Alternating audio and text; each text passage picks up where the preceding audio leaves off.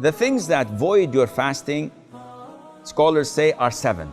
So memorize them, and then you don't have to worry about anything else, because now you know that these 7 nullify your fasting, so anything else does not.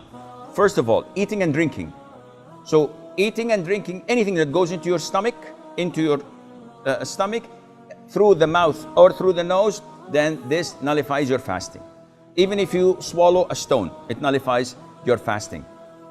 Secondly, whatever takes the role of food and drink, such as the IV, if you have Glucose, for example, that you can live for 3-4 days without eating and drinking, just because of this IV is going into your veins. So this nullifies your fasting.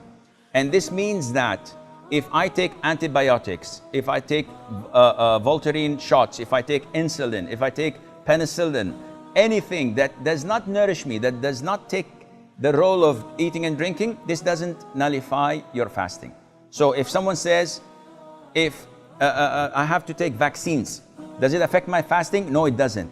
I have to extract a tooth, and the doctor gives me or anesthesia. Does it affect my fasting? The answer is no. Thirdly, vomiting intentionally. I ate too much, I have something going on, I don't like it, I put my finger or smell something and I vomit intentionally, this voids my fasting.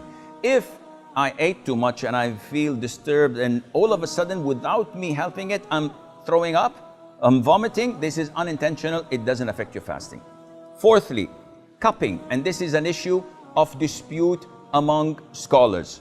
So the most authentic opinion, it's safer not to cup while fasting. Cupping is having scratches and slashes on the back of your neck or on your shoulders, and then extracting the rotten blood. And it's a form of healing and medication. And it's good, the Prophet encouraged it, alayhi salam. But during fasting, refrain from it because it's an issue of dispute.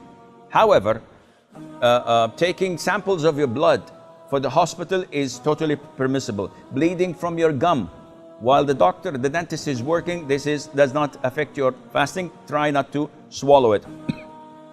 What else? Donating blood, if it wears you down and it's a pint or two, in this case, make it after Maghrib.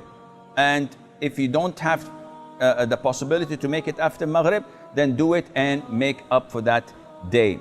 Fifthly, ejaculation. Any person ejaculating while he's awake, of course, because this is different than nocturnal emission. What you suffer or what you have of what they call wet dreams, when you ejaculate while sleeping, this doesn't affect your fasting at all.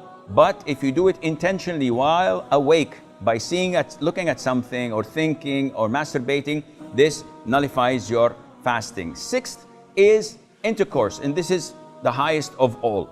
And we spoke about the expiation in the beginning. Seventh is the blood of menses or postnatal bleeding.